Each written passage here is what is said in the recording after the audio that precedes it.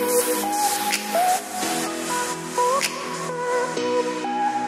right, Jay Kitty, we're back. Are back. We had such a high demand for this mysterious Jessica woman who did the last Q&A with me on the podcast. So I was like, we got to do this again. Yeah, I got a lot of great feedback. So it's nice to come back and do this. I enjoy this. You're my emotional support person. I'm your emotional support kitty. Yeah. We call you Jay Kitty because your last name is Catherwood. So that's Correct. the joke. And there's 80 other Jessicas in my life. So you're Jay Kitty. Yeah, it's the curse of being a Jessica born in the 80s. There's always 15 other ones at all times. I was almost a Stephanie. No, you're definitely a Heather. You're not a Stephanie. What does that mean? Nothing against Stephanie's. You're just not.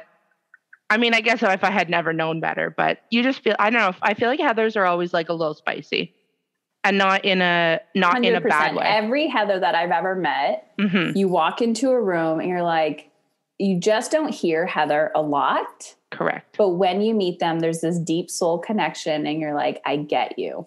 You have big Heather energy. Big Heather energy. Oh, we have to use that. That's like a thing now, right? Because you know where it comes from. Am I allowed to say that? I feel like I probably can say that word. It's like that male thing, right? That BDE. But you have like, you've never heard of this? What are you talking about? You've never heard of big dick energy? Big dick energy. No. Yeah. No. Yeah. I can't believe you've never heard it. Well, you're not into the pop culture. So I guess it's not that I'm surprising. not into pop culture and I've been married for way too long. Yeah. So that's big dick energy is like a thing. It's like that, like man confidence. So I feel like you have big Heather energy. Interesting. I think you need to use that. What is your definition of Heather energy? I feel like big Heather energy is like you're a little sassy, but not ever in like a mean way. Like I feel like it's like that take charge. Like I'm not taking your BS. I'm here to do what I need to do for me. I'm going to be sassy. I'm going to be a little funny, but I'm also going to like hold your soul lovingly, like cradle it while I do it. And you never know what's coming. You don't know. Is it sassy Heather? Is it sweet Heather? No one knows. That's funny. It's so funny because I'm motivated, not for myself, but for other people. Yeah. Like I will. Yeah. I get that. I get that. You're my bodyguard. I do the same thing for other people. When I'm like, I feel like they're in pain or struggling or somebody's picking on them. You know, I'm like a little chihuahua though. You're like the Great Dane. I think I'm more of a pit bull. I'm going to go with pit bull. Because pit bull's same thing. I just meant in size. I meant in size. Like you were like the legit bodyguard and I'm like this little squeaky like ankle biter. You're like from behind me. Yeah. What she said. Like, go do it. Protect me. Okay. So today we're doing a business Q&A. Last time we did more of a personal Q&A and we talked a lot about boundaries and things like that. But in general, personal issues become business issues, right? And so a lot of the women that we work with inside of Mastery Business, they're all women. And I find, as a female business owner, I think our challenges are very different than men in business.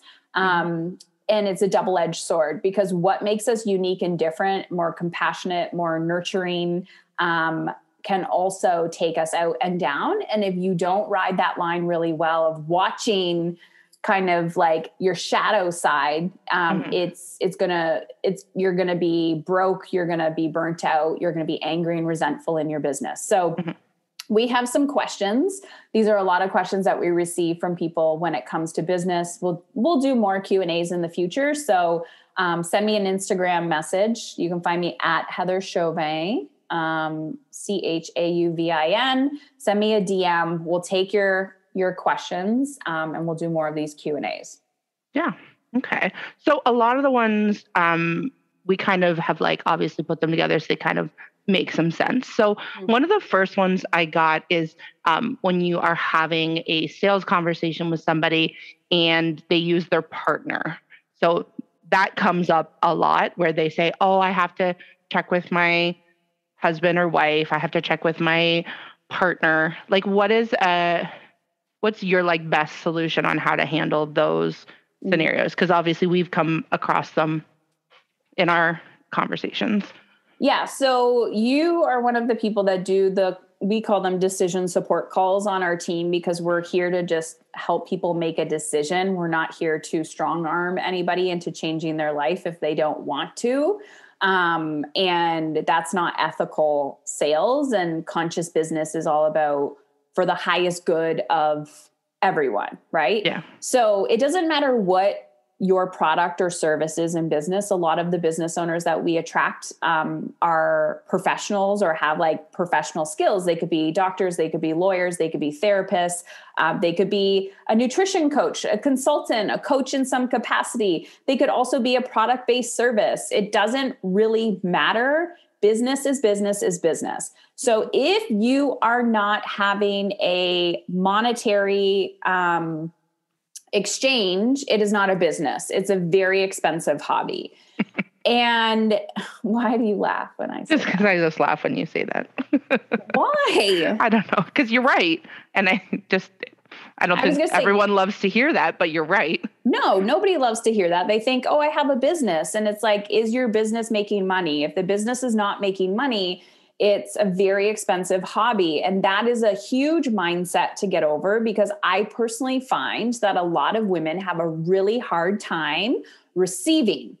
Yes. Receiving help, receiving support, receiving love, giving themselves time and space to, rejuvenate themselves. And when you have a hard time receiving, you will directly have a hard time receiving support and money.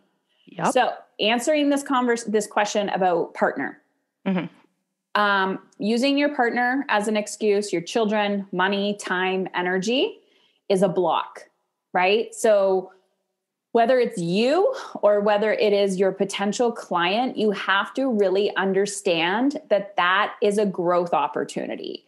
So great. That might actually be the block that's stopping somebody, because what's really happening in the work that I do, which creates transformation, when somebody says, oh, my partner, they're saying there's a block here. Like they're showing you where they need to grow. It is your job as a business owner, if you do want to walk your potential client or your client along the bridge, you have to realize that the skill that they're buying from you, like the relationship starts in that very first conversation.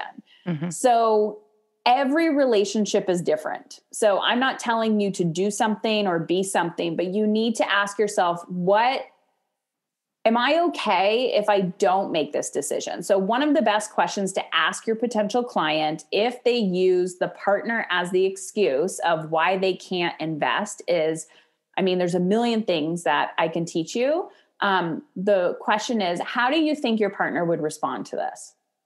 Yeah. What do you think your partner would think about regarding this investment? Get them talking about the partner to identify what the core issue actually is. Is it that you don't have any financial freedom? Like you actually don't have a control over the dollars? Is it that you actually have a really, really hard time asking for what you need? And it's not about the partner. It's that you feel emotionally uncomfortable communicating your needs to somebody else. Is it that your partner doesn't support you and you're actually really uncomfortable to have that conversation? Or is it just easier to blame somebody else? Also understanding that the partner objection can also be multiple conversations. And I know, Jessica, that we also have scripts that we provide people if they're like, I want to have this conversation with my partner, I don't know how. That's why we call it a decision support call, because we're educating you on how you can have that conversation and communicate your needs to your partner. So that's also a resource you can create in your business, is scripts, so people can have those conversations. Yeah. It definitely, I know, I've had conversations with people where that's exactly, they're like, well, I have to check with my husband. And I've had it go both ways, where one, I never hear from them again and they disappear off into the sunset. And then we've also had people who are willing to they say that, but then I've seen people actually go and have those conversations and they're so proud of themselves with it because I think it's really not, the partner really isn't it. You're absolutely right. It's a block and they face it and they're like, oh my God, like I just made it over this first little mountain. Like it feels good to be at the top, like looking back from where I came from. And that's like such a cool experience to be on like the business side and see your client already starting to like make that transformation. So yeah, because I think the first interaction that you have with anybody in your business is what you're saying is like the work has started when the wheels are in motion for that person. And some people actually truly want change and some people don't. They're just curious about change. So I'm the type of person that when I have a problem to solve, I go seek support. And sometimes, you know, the experience isn't great. Like their onboarding sucks, their customer experience sucks.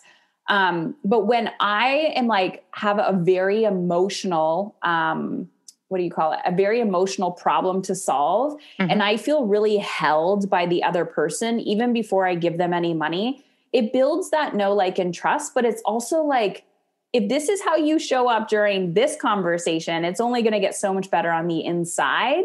You're here to help people. You're not here to like actually take their money. You're just here to help them from point A to point B. And that, to me, that conversation starts in the first interaction.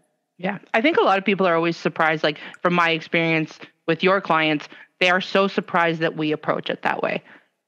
From like an ethical, like, I'm not here to just, that's why we don't necessarily use the term sales call, right? Because that's not our primary focus. And I feel like that in and of itself, the way that we approach the conversation really changes the way that people will receive you, because they know you're not just like trying to like hug them and like put your hand around and stick it in their wallet kind of thing, you know?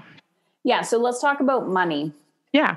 Because money objection is the big one. And this always comes up. So do you have a question about it, or do you just want to go into the money objection? I think, yeah, I mean, definitely I think one that I've come across is people who say, oh, I can't afford that. Or, oh, I think that's too much, or, yeah, something like that along those lines. That's a very common feedback. So for everyone listening to this, money is energy. Money is energy. And money also we've been brainwashed to believe that money has a lot of power. But when you physically think about it, money is like, it's man-made. It's a currency of exchange. It's man-made. But it's the power. Like if I had a dollar bill, like a $5 bill, I'm like, what do Canadians have now? $5 bill. Like that's just paper. And somebody put a story behind it and a belief that is so powerful and valuable. But if I had that versus a sticky note, I could throw out the sticky note and not be like energetically or emotionally attached to it. But if I threw out the $5 bill, I'd be like, that was $5, right? So we put power in money. And so you have to first realize the power and energy that you put behind it. Now, think about, as a business owner, how much time, money, and energy you've invested in developing the skills and knowledge that you have in order to start a business. I'm not even talking about the skills of becoming a business owner, because that's a whole other can of worms, but just the time, the money, and the energy you've already invested in skill development to do what you're doing. So you deserve to receive money. End of story. You deserve to receive money. End of story. Where I find people get in their own way and they're looking for a strategy, or this is where I start to find people being like, I'm just going to charge everyone $100 and sell 1 million of these. And then they don't sell it. You have to first walk into a conversation saying, what am I selling? If this person is an ideal fit, right? Like you can't just make it up on the spot. I mean, if you do make it up on the spot, definitely send them a follow-up, email, send them a pitch or something like that. But you have to have some idea. But here's the thing. If somebody gets on the phone with you, Jessica, or me, or anybody else, and says, I can't afford that, they are on the phone because they wanted help. Correct. So what could they afford? That would be a question I would ask somebody. Like if they were like, oh, I can't afford that. Awesome. What can you afford? What did you have in mind coming to this conversation? Yeah. Oh, I don't know. Well, you had something in mind. Did you just think you were going to talk and like we were going to work together for free? Like, what did you have in mind? Right. So, but you can say this in an ethical, compassionate way of like, what can you afford? Because what you're trying to do is you're not calling them out on their money shit, but you're like, I'll meet you where you're at. What's really going on here? Is it that you're scared? Is it that you can't and like you legit can't afford it? Because what I often hear from friends and colleagues is there's been so many times where I've discounted my prices or I've done blah, blah, blah. And then the person is pulling up in a Range Rover or a Beamer or they're texting on their like really expensive iPhone or the outfit that they're wearing is like $1,000. They're like, I can't afford it. I can't afford it. You're like, well, of course you can't afford it. You have a shopping addiction. You're in credit card debt. So there is something out of alignment here. So realizing the second, it doesn't matter what you are selling. The second that you work with somebody, you will see on an intimate level their energy leaks, and that may be in their spending.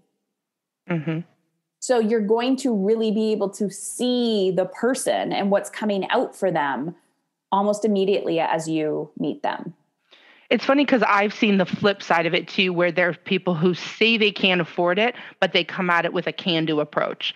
So it's like they come at it and they're like, well, I don't really have the money for this, but I could, I've got all this like old furniture in my garage. I'm going to sell that and use the money for this. Or, I work part-time. I'm going to pick up some extra hours or some extra shifts. And it's like, you can really see where the difference is when you look at those two examples of somebody who says, I can't afford it and then drives a Range Rover, or someone who says, I can't afford it and is like, but I'm willing to sell my armoire. Like it's such a different, and that's where like drives home, I think, your point that it's not really about the $5 bill. It's about the thoughts, feelings, and behind the money. So you and I both know that I'm a recovering rescuer. Yes, you are. I have been doing this for 10 years, and I will tell you, I have done it all to try to help people that don't want help.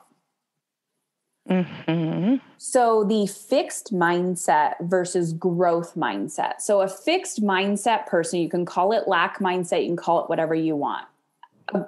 The fixed mindset person will constantly say, I can't, I can't, I can't. Yeah.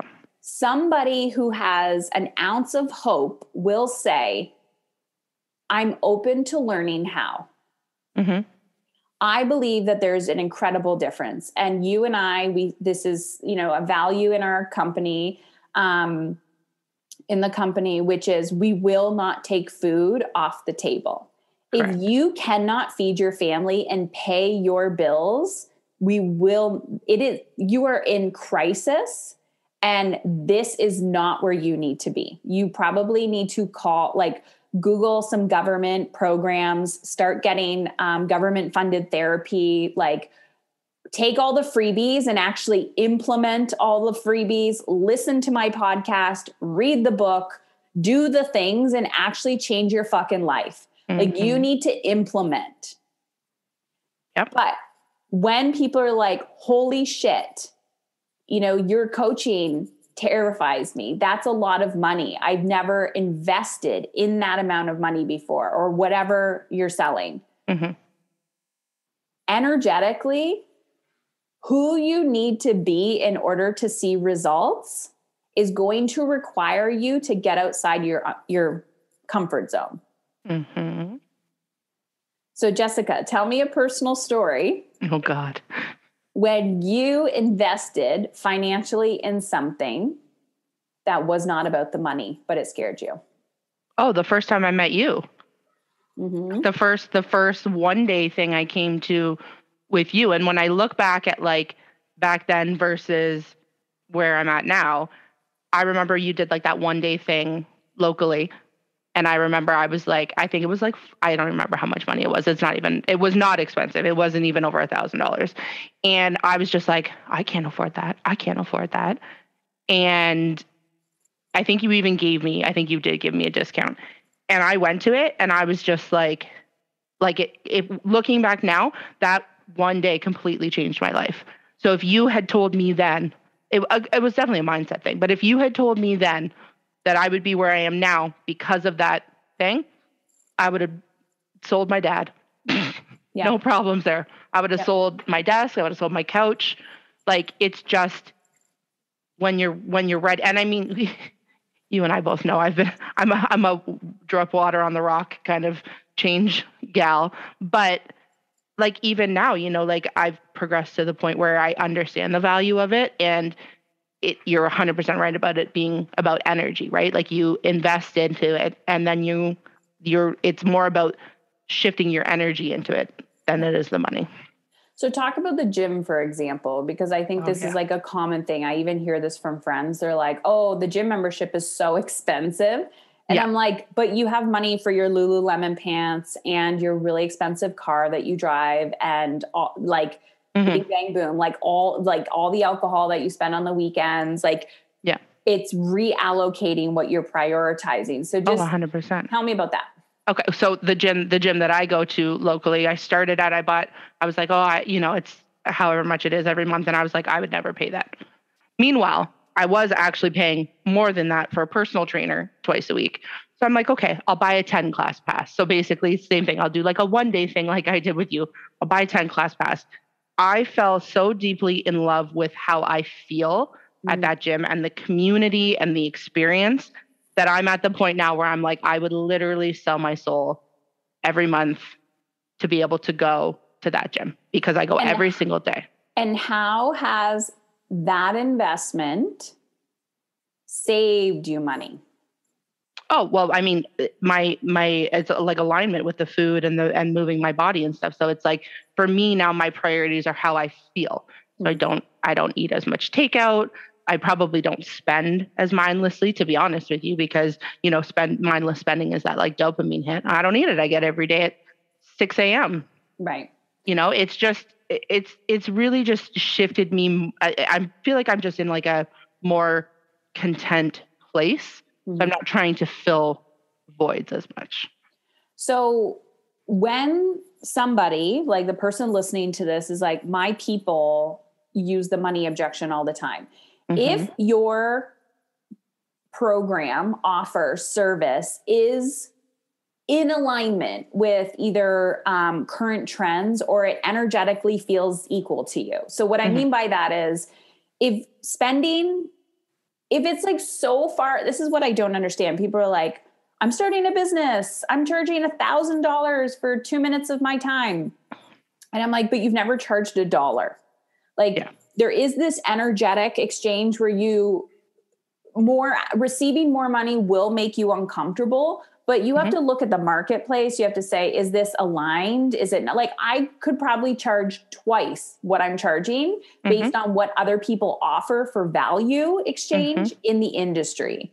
Absolutely. Not going to happen at this exact moment, but it may in the future. But my point is, it's not about the money. It's about the value and transformation. But I tell people, I'm like, if you invest in something and you think it's shit, cancel your fucking credit card. Yeah. Like, I don't understand why. Like, if I invest in something and I'm like, this is shit. One, I reach out to the person. I'm like, this is shit service. This is shit. Yeah. Like, say something, communicate your needs. Maybe that investment was trying to teach you to communicate your needs. But if there's reoccurring payments, then cancel your fucking credit card and run away. Yeah. Like, if you went to the gym and you were like, this is awful. These these coaches are crap. The people here, this is not my community. And they're like, well, you're locked in for 6 months. And you're like, how about we talk about like quality of service? If they were not into your if they weren't into your feedback, I'd be like, I'm canceling this credit card. If you want to have an honest conversation with me, you're not getting any money from me until you receive my feedback. The whole point is try. Yeah. I think, but that I think drives it back to your point, is that it's not really about the money, right? They're using the money to say, well, what they're really saying is, I'm scared of what this is going to look like, or maybe I don't believe in myself that I'm going to be able to make change. Maybe I don't know what that looks like for me. I don't know what I want. And they're just afraid to take that leap, which I mean, I can understand that, but I also understand what it's like now on the other side. And it's like, if you've even gotten curious, there's a reason, and you owe it to yourself to listen to that. Yeah. So let's talk about confidence. Okay. So if you are the service provider and you are not confident because your money stuff is being triggered when people say to you, it's the money. Yeah. One, business is personal growth on steroids. Mm-hmm. You have to work on your inner shit at the exact same time as you're growing. So instead of giving discounts, you have to be able to say, tell me more about that. So inside, this is a shameless plug. Inside of Grow Your Business, Shrink Your To-Do List, it literally costs $27. We give you like the sales scripts. Actually, I think the basic is $27, where it's like ideal client, blah, blah, blah. There's a whole bunch of things, $27, but there is a quick little add-on for a few bucks. We give you the sales scripts. We give you the questions to ask when you're handling those objections. So go to heatherchauvin.com/own it, like OWNIT, own it. Because if you're asking people those questions, then you can dive a little bit deeper. So understand that you're going to be triggered while you're triggering somebody else with their money stuff. But if you don't have that skill, you will never be able to get through handling the money objection. If you're not willing to look at your shit and go there and get wildly emotionally uncomfortable, why would a client be able to do the same? If you can't hold capacity for your own emotional trigger, you will not be able to hold the capacity for somebody else's money trigger. Yeah. I feel like that actually ties into one of the other questions, which is around like, people won't pay my fees or prices. Yeah. So like I'm coming across people like, so it's kind of the flip side of the people who say I can't afford it. It's the flip side of people won't pay my fees or prices. So I'm a huge fan. You're right. Not everybody will. But when you look outside of yourself, for example, look at what other people value. Mm-hmm. Like I can look at my husband, I can look at my mom because she lives with us. I can look at my neighbors, what they value, right? Mm-hmm. Like I have a neighbor, they value cars. They value going on these big vacations. She will not do any personal development, but she will complain about her mental health all the time and her emotional health and her physical health all the time. And they will spend thousands and thousands and thousands of dollars on the like latest and greatest vehicle and, a trip around the world, but no, will not invest any time or energy into health related things. And so it's interesting. I know it's a generational money thing, but at the same time, you have to realize that what people really value, they will prioritize. So just because somebody is in pain with a problem that you can solve, is that pain an actual priority for them to solve? Not usually, or not always, I guess. Right. People need to, and I go back to like my darkest moments. Mm-hmm. And I cannot tell you the shit that I needed to do. Like when my health was at its worst, I sold off everything. Yeah. Sold off everything to pay for treatments to get my body back to a recovering state. It's amazing what you can do when you actually want to solve a problem in your life. Mm-hmm. Yeah, absolutely. And I think that that's a valid way to think about that, right? Because it's like, what is this costing you? And that's, I think, something, I know that's something I've said to people when they say, well, oh, well, I can't afford it. And I say to them, okay, well, you've just told me X, Y, and Z about where you are now. Tell me what you think it's going to cost you to not solve this problem. So you're burnt out, you're exhausted, you're screaming at your children, you hate your spouse. So what does this look like? Let's play devil's advocate here. Let's look at what this could look like 6 months from now if you don't invest today versus what it's going to look like if you do. Like, let's just close our eyes and actually think about that feeling. Do you really think, if you've gotten to this point without help, do you really think that it's going to get better now? Or do you think that this is something like, do you think that if making the investment and actually learning practical skills is going to be a better use of your time and energy? So there's that. Mm-hmm. And I believe at the core of everything is just fear, right? What if I do it all? Can I actually create change? Like, I think it's those deepest fears that we're actually getting people to face when we ask them to invest. Absolutely. Now, let's talk about ethics around people who legit cannot afford it. Mm-hmm. So in my former life, I worked with families who were extremely low on the poverty scale, on government assistance. And I also too remember being on government assistance. And I think trauma plays big into money.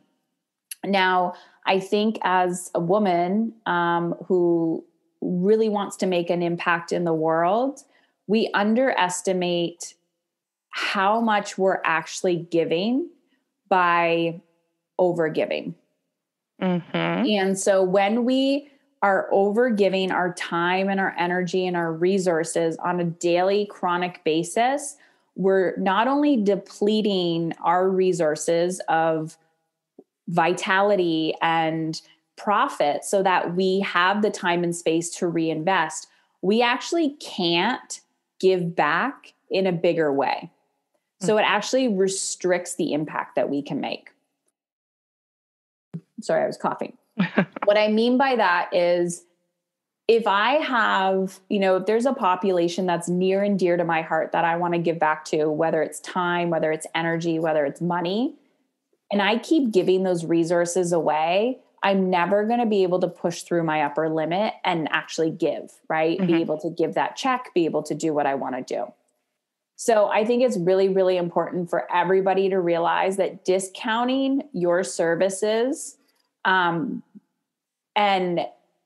not having those emotionally uncomfortable conversations with your potential clients are taking away from their transformation, because you are not allowing them to fully feel their emotional discomfort. And it creates a codependency. We're taking on responsibility for their results. Mm-hmm. Like, oh, if I'm more invested in them than they actually are in their results, because I've made it an easy yes for them. Yep. Yeah. Controversial opinion. We see that all the time. Absolutely. Absolutely. Controversial opinion. But that's absolutely true, because the thing is also, I feel like that kind of comes back to value a little bit too, where it's like, you have to believe also that what you're doing is right and what is going to actually help them. Mm-hmm. And I think that if people don't believe in what they're doing, it's easier for them to get caught up in doing discounts and stuff too. And it's like, that's not going to get anybody anywhere. But that's the work that you have to do before you're on that conversation with somebody. Yes. Or if you are on that conversation and you're like, oh crap, I got some work to do. Like, you got to do that behind the scenes. Like, understand, you're like, oh my God, everyone keeps telling me, it's money, it's money, it's money. It's because you don't have the skill to be able to communicate your value to somebody. Yes. And that's what you have to develop. That's part of being a business owner. If you can't communicate that, your money is not the issue. It's you not being able to communicate the value that you are giving to somebody. You can still have compassion and your heart can still bleed for these people. Mm-hmm. But when you get to a point where you're like, I'm now becoming angry and resentful and burnt out and chronically overwhelmed in my business, please tell me how overgiving is serving your business. Yeah. And overextending yourself. Because you and I have had conversations about businesses where they are so busy to create fulfillment for their clients that I actually don't want to be a client anymore. Yeah.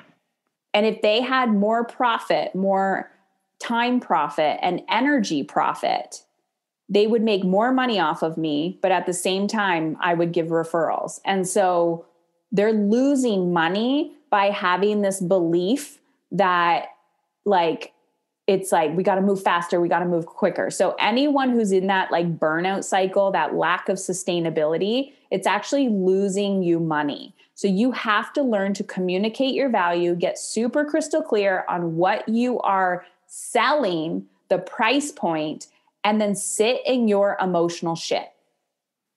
Another unpopular opinion. But you're right. Yeah. That's why I called the podcast Emotionally Uncomfortable, because people aren't willing to get emotionally uncomfortable. They want to be, they think freedom and abundance is comfortable. Yeah, it's not. No, you have to do the emotionally uncomfortable work. Like you just have to sit in your shit for 10 minutes while you're having that conversation with someone instead of avoiding your emotions. Yeah.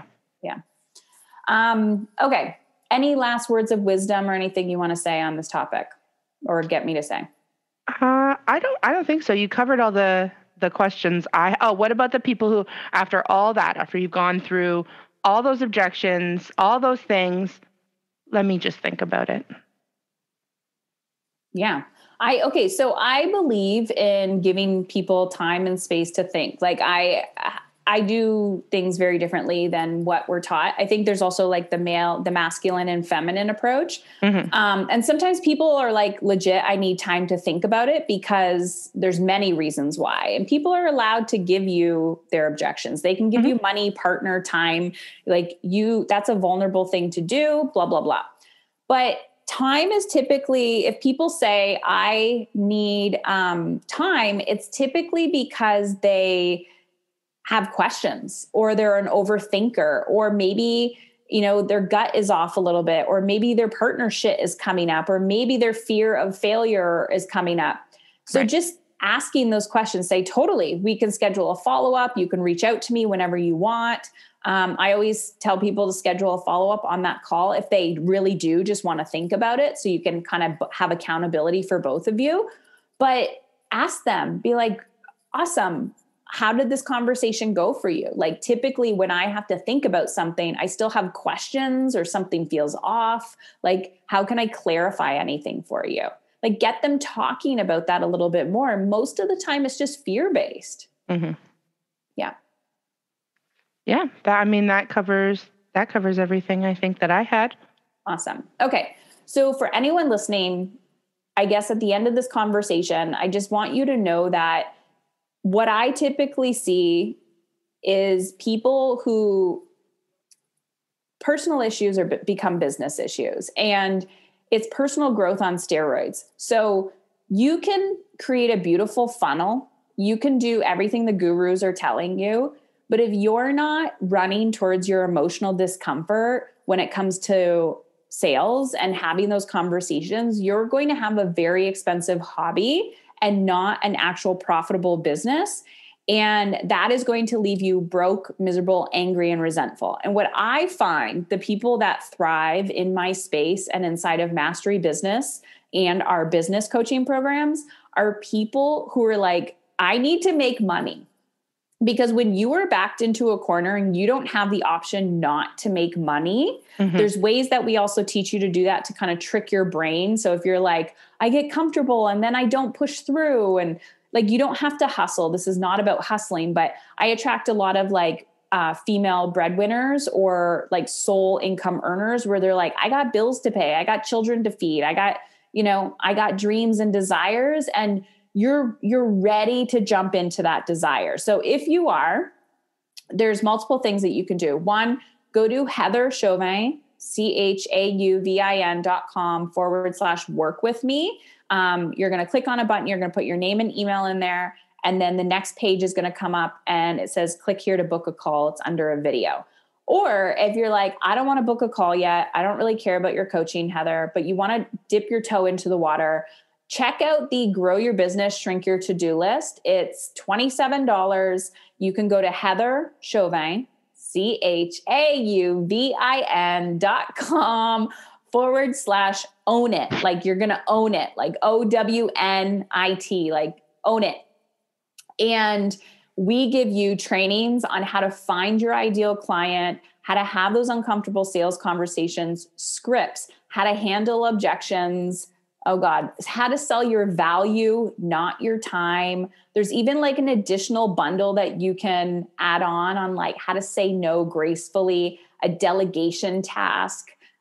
So that's my You're Fucking Welcome offer, like so packed with value for like, I guess altogether, if you added everything, it's like under $100. So Grow Your Biz, Shrink Your To-Do list, heatherchauvin.com/own it. Also let me know what other business questions you have. We get a lot of them. And we're probably going to keep doing these Q&As. So thank you, Jessica. My pleasure.